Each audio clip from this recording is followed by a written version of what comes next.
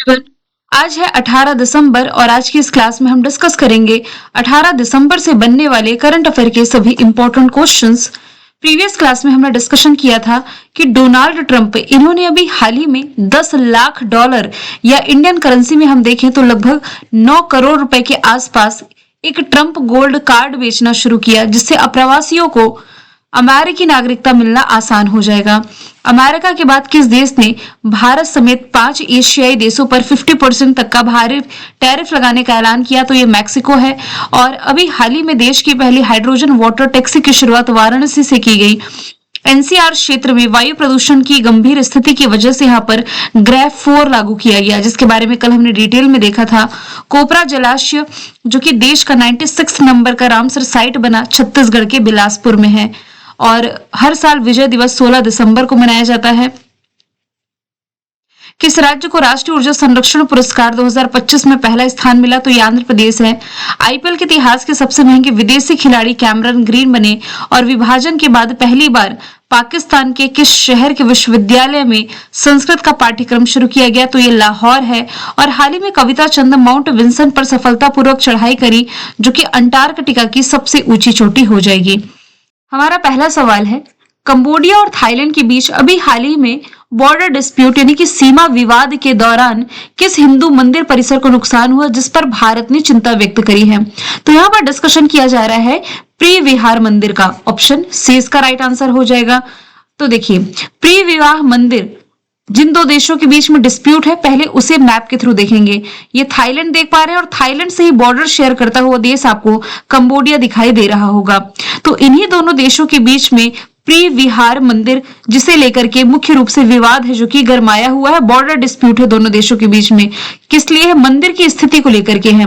देखिए, फ्रांसीसी खींचे गए नक्शे के अनुसार ये जो मंदिर है ये कंबोडियाई क्षेत्र में है। किसमें आता है? कंबोडियाई क्षेत्र में आता है। लेकिन थाईलैंड इसे अपनी सीमा का हिस्सा मानता है, इसलिए दोनों देशों के बीच में विवाद जो बहुत पुराना ही था, और ये विवाद जो है ये सुलझाने के लिए इंटरनेशनल कोर्ट ऑफ जस्टिस, अंतरराष्ट्रीय न्यायालय तक ये मामला जा चुका है। और ये दोनों ही शिव मंदिर है। अभी दिसंबर 2025 में फिर से दोनों देशों के बीच में टकराव देखने को मिला है, और ये यूनेस्को विश्व धरोहर स्थल भी है। दोनों कंट्री को मैप के थ्रू आपने देख ही लिया है। थाईलैंड की कैपिटल बैंकॉक, करेंसी बाहत है, ऑफिशियल लैंग्वेज थाई है। नए प्रधानमंत्री यहाँ के अनुतिन चरना विराकुल बने हैं।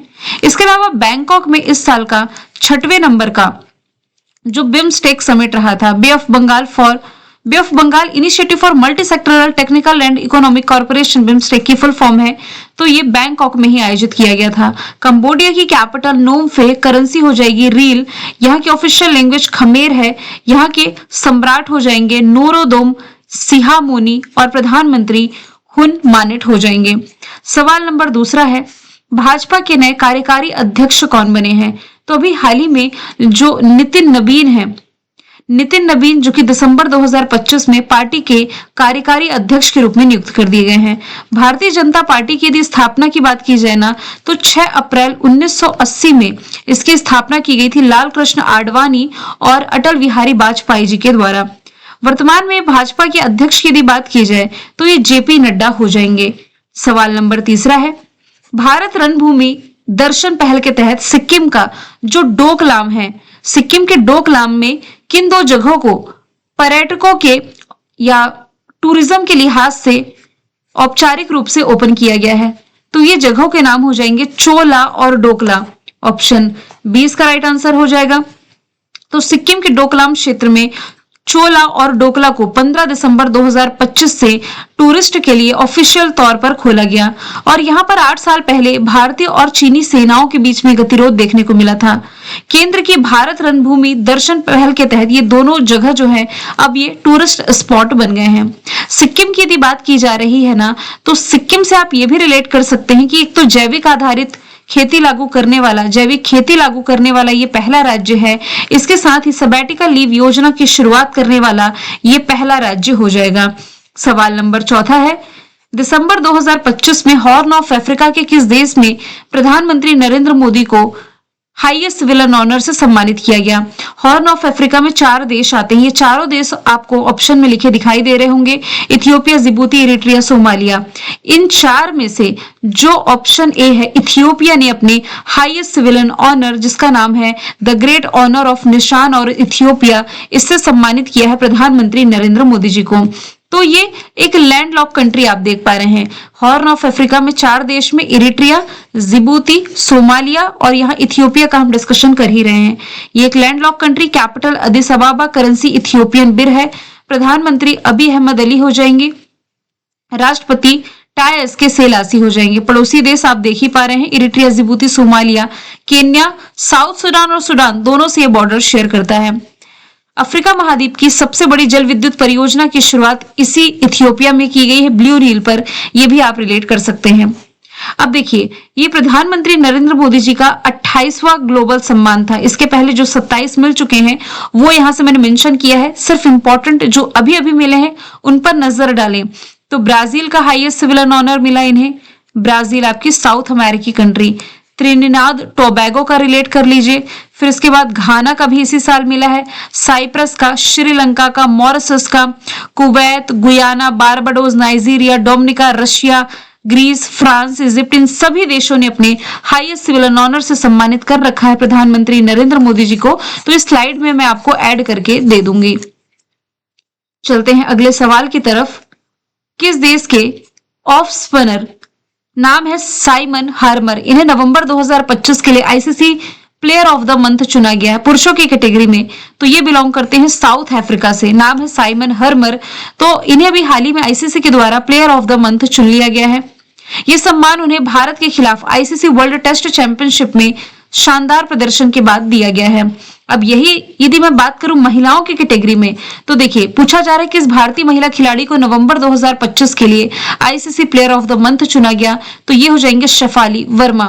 शेफाली वर्मा ने शानदार प्रदर्शन किया था अभी हालिया खेले गए आईसीसी वुमेन्स वर्ल्ड कप के दौरान। और शेफाली वर्मा ना ये फाइनल में प्लेयर ऑफ द मैच भी चुनी गई थी। प्लेयर ऑफ द मैच और प्लेयर ऑफ द टूर्नामेंट हालांकि इसमें दीप्ति शर्मा थी। भारत और साउथ अफ्रीका के बीच में ये जो फिनाले था आईसीसी वुमेन्स वर्ल्ड कप का, ये 2 नवंबर संडे के दिन खेला गया। भारत विजेता था साउथ अफ्रीका को हरा करके। तो यहाँ पर शेफाली वर्मा ने तो शानदार प्रदर्शन किया जिसके कारण आईसीसी ने इन्हें प्लेयर ऑफ द मंथ चुन लिया है। कुछ अदर ऑप्शन की बात करूं तो Deepti Sharma player of the tournament चुनी गई थी। और इसके बाद रिसेंटली ये आईपीएल का जो ऑक्शन हुआ है, यानी कि महिलाओं का जो आईपीएल है जिसे आप वुमेन प्रीमियर लीग कहते हैं, सबसे महंगी खिलाड़ी ये बनी। 3.2 करोड़ रुपीस में यूपी वॉरियर्स ने इन्हें खरीदा है। अभी मैं डिस्कशन कर रही थी आईसीसी वुमेन्स वर्ल्ड कप का, तो उस समय कैप्टन जो थी ये थी हरमनप्रीत कौर, वाइस कैप्टन थी स्मृति मंधाना। तो कैप्टन जो हरमनप्रीत कौर है ना, इनसे आप ये भी रिलेट कर सकते हैं, पंजाब नेशनल बैंक की ये ब्रांड एम्बेसडर बनी, पहली महिला ब्रांड एम्बेसडर। स्मृति मंधाना की यदि बात की जाए, वाइस कैप्टन तो है ही, सबसे कम बॉलों में सेंचुरी लगा करके इन्होंने विराट कोहली का रिकॉर्ड तोड़ा। मात्र 50 बॉल में इन्होंने सेंचुरी लगाई थी। विराट कोहली ने सेंचुरी लगाने के लिए 52 रनों का इस्तेमाल किया था। अब यहां से आईसीसी के फैक्ट देखें यदि हम, 1909 फॉर्मेशन ईयर, दुबई यूएई में हेडक्वार्टर, जय शाह अध्यक्ष हैं और सीईओ के रूप में भी हाल ही में संजोग गुप्ता की नियुक्ति की गई। अभी अभी भारत ने आईसीसी चैंपियंस ट्रॉफी जीती, वुमेन्स वर्ल्ड कप जीता और blind women T20 world cup भी जीता है भारत। दक्षिण अफ्रीका ने ऑस्ट्रेलिया को हरा करके आईसीसी विश्व टेस्ट चैंपियनशिप जीती। आईसीसी हॉल ऑफ फेम में शामिल 11वें भारतीय खिलाड़ी महेंद्र सिंह धोनी हैं। सौरव गांगुली ये फिर से आईसीसी पुरुष क्रिकेट समिति के अध्यक्ष चुन लिए गए हैं। सवाल 7वां है, आईपीएल के इतिहास के सबसे महंगे अनकैप्ड खिलाड़ी कौन बने हैं? तो ये भी हाल ही में बन गए हैं प्रशांत वीर। ऑप्शन नंबर ए इसका राइट आंसर हो जाएगा। इन्हें 14.20 करोड़ रुपीस में चेन्नई सुपर किंग्स ने खरीदा है, जिससे वह आईपीएल के इतिहास के सबसे महंगे अनकैप्ड खिलाड़ी बने। अब यहाँ पर जो टर्म लिखा हुआ अनकैप्ड, ये क्या होता है? देखिए, क्रिकेट में अनकैप्ड प्लेयर का मतलब है, ऐसा आप कह सकते हैं कि वो खिलाड़ी या ऐसा खिलाड़ी जिसने अभी तक अपने देश के लिए कोई भी इंटरनेशनल मैच में जैसे कि टेस्ट हो गया या फिर वनडे T20 ये कुछ भी नहीं खेला है, या फिर ऐसा खिलाड़ी जिसने कई सालों से अंतरराष्ट्रीय क्रिकेट नहीं खेला है और अब वह आईपीएल जैसे टूर्नामेंट में अनकैप्ड कैटेगरी में खेलता है। ठीक है, जिसे टीमों द्वारा कम कीमत पर रखा जा सकता है। तो इसी के लिए अनकैप्ड खिलाड़ी प्रशांत वीर चुने गए। एक सवाल है आपसे जिसका आंसर आपको कमेंट बॉक्स में देना है। आईपीएल के इतिहास के सबसे महंगे खिलाड़ी अभी अभी मैंने आपको करंट अफेयर में बताया ही है, ये कौन चुने गए हैं? आंसर आप कमेंट बॉक्स में बताएंगे। सवाल नंबर 8वां है, national highway authority of India limited NHAI ने किस राज्य में NH-45 पर भारत की पहली वन्यजीव सुरक्षित सड़क की शुरुआत करी? तो national highway authority of India limited के द्वारा इसकी शुरुआत की गई है मध्य प्रदेश में NH-45 पर। इस पहल का उद्देश्य है पशु वाहन टक्करों को कम करना। ये देखिए, पशुओं के लिए यानी कि साइड से जाने का इसमें रास्ता भी दिया गया है सड़कों के किनारे। साथ ही वन गलियारे से होकर यानी कि कॉरिडोर से होकर सुचारू सड़क संपर्क सुनिश्चित करना। National highway authority of India limited का फॉर्मेशन ईयर 1995 है, दिल्ली में हेडक्वार्टर हो जाएगा। मध्य प्रदेश की राजधानी भोपाल, मुख्यमंत्री मोहन यादव, राज्यपाल मंगू भाई छगन भाई पटेल। लोकसभा सीटें 29 है, राज्यसभा सीटें 11 है। इसके अलावा अभी रिसेंटली मध्य प्रदेश नक्सलवाद मुक्त घोषित हुआ है। धार जिले के भैसोला गांव में देश का पहला प्रधानमंत्री मित्र पार्क का शिलान्यास किया प्रधानमंत्री नरेंद्र मोदी जी ने। मध्य प्रदेश के जबलपुर शहर में भारत का पहला हिंदी माध्यम का MBBS कॉलेज बनाया जाएगा। पचमढ़ी वन्य जीव अभ्यारण्य का नाम राजा भभूत सिंह वन्य जीव अभ्यारण्य किया गया। राहवीर योजना की शुरुआत की गई। देश की पहली GCC पॉलिसी पेश करी है मध्य प्रदेश ने। प्रोजेक्ट चीता के तहत बोत्सवाना से 8 चीते भारत लाए जाएंगे। यूनेस्को द्वारा सिटी ऑफ म्यूजिक चुना गया ग्वालियर को। माधव टाइगर रिजर्व ये देश का 58वां टाइगर रिजर्व चुना गया। सांची देश की पहली सोलर सिटी चुनी गई और ग्वालियर में प्रधानमंत्री नरेंद्र मोदी जी ने बायो CNG प्लांट के साथ भारत की पहली आधुनिक आत्मनिर्भर लाल टिपारा गौशाला का उद्घाटन किया है। सवाल नंबर 9वां है, कोयला मंत्रालय ने कोल इंडिया लिमिटेड का नया CMD यानी कि अध्यक्ष और मैनेजिंग डायरेक्टर किसे चुना है? तो ये भी हाल ही में चुना गया है B साई राम को। इनकी नियुक्ति अभी हाल ही में 15 दिसंबर को की गई है। अजय सेठ ये वित्त सचिव है। सूर्यकांत 53rd नंबर के मुख्य न्यायाधीश। संजय मल्होत्रा RBI के 26वें गवर्नर हैं। इसके अलावा अपॉइंटमेंट पर नजर डालें तो प्रेस क्लब ऑफ इंडिया की पहली महिला अध्यक्ष संगीता बरुआ है। राजकुमार गोयल मुख्य सूचना आयुक्त बने। CBIC के हेड विवेक चतुर्वेदी। सेबी के पूर्णकालिक सदस्य हैं संदीप प्रधान, जबकि राजीव गौबा नीति आयोग के पूर्णकालिक सदस्य हैं। Food safety standard authority of India के CEO रजित पुन्हानी हैं। BFI के अध्यक्ष अजय सिंह। NSA हो जाएंगे अनीश दयाल सिंह। उप सेना प्रमुख लेफ्टिनेंट जनरल पुष्पेंद्र सिंह है। SSB के महानिदेशक संजय सिंघल। संसद टीवी के CEO उत्पल कुमार सिंह है। रॉ के प्रमुख पराग जैन। राष्ट्रीय महिला आयोग के प्रमुख विजय किशोर रहाटकर। रेलवे बोर्ड के अध्यक्ष सतीश कुमार। SBI के चेयरमैन CS सेठी। इसरो के प्रमुख V नारायण। वित्त सचिव अजय सेठ। नरेंद्र मोदी जी की निजी सचिव निधि तिवारी। UPSC के हेड अजय कुमार। IB के तपंडे का। DRDO के समीर कामत हैं। सवाल नंबर 10वां है, किस भारतीय फिल्म को 98 नंबर का जो ऑस्कर अवार्ड होगा इसमें बेस्ट फीचर फिल्म की कैटेगरी के लिए चुना गया है? तो आंसर इसका हो जाएगा होमबाउंड। ऑप्शन नंबर A इसका राइट आंसर हो जाएगा। तो ऑस्कर का मतलब ये जो 98th एडिशन है इसमें सर्वश्रेष्ठ अंतरराष्ट्रीय फीचर फिल्म कैटेगरी के लिए चुना गया है। इसके डायरेक्टर नीरज घाईवान हो जाएंगे।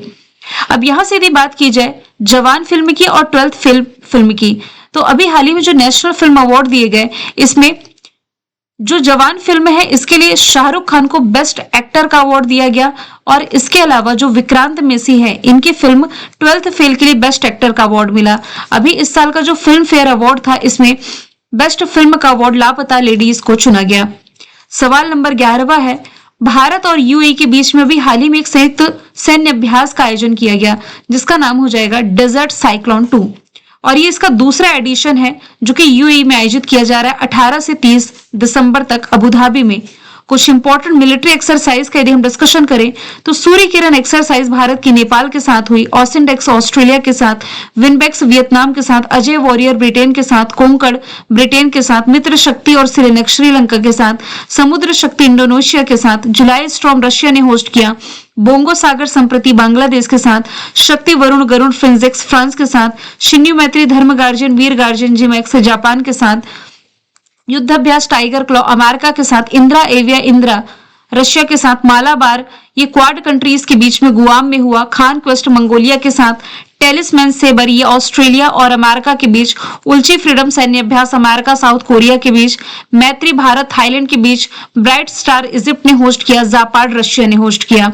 सवाल नंबर 12वां है, भारत का पहला स्वदेशी 1.0 gigahertz 64 bit dual core micro processor, इसका नाम क्या है, जिसे माइक्रो प्रोसेसर डेवलपमेंट प्रोग्राम के तहत सीडेक के द्वारा, सीडेक यानी कि centre for development of advance computing के द्वारा विकसित किया गया। तो इसका नाम हो जाएगा ध्रुव 64। ऑप्शन नंबर डी इसका राइट आंसर हो जाएगा। अच्छा, इस ध्रुव 64 ये जो स्वदेशी माइक्रो प्रोसेसर है 64 बिट का डुअल कोर का, सीडेक ने विकसित किया है। रिसेंट के एक एग्जाम में पूछा गया था सीडेक का हेडक्वार्टर कहां पर है, इसका आंसर आप कमेंट बॉक्स में बताएंगे। तो भारत को माइक्रो प्रोसेसर के क्षेत्र में आत्मनिर्भर बनने की दिशा में एक निर्णायक कदम आप इसे कह सकते हैं। मैंने कल आपसे पूछा था हाल ही में रशिया ने किस देश में अपना पहला अफ्रीकी नेवल बेस बनाने की घोषणा करी, जिसका आंसर था सूडान। आज का सवाल आप लोगों के लिए है कि शहर में इंडियन नेवी का ये जो पहला स्वदेशी diving support craft DSC-A20 commission किया गया। आंसर इसका जो भी आप कमेंट बॉक्स में बताइए। मिलेंगे नेक्स्ट वीडियो में। Thank you so much.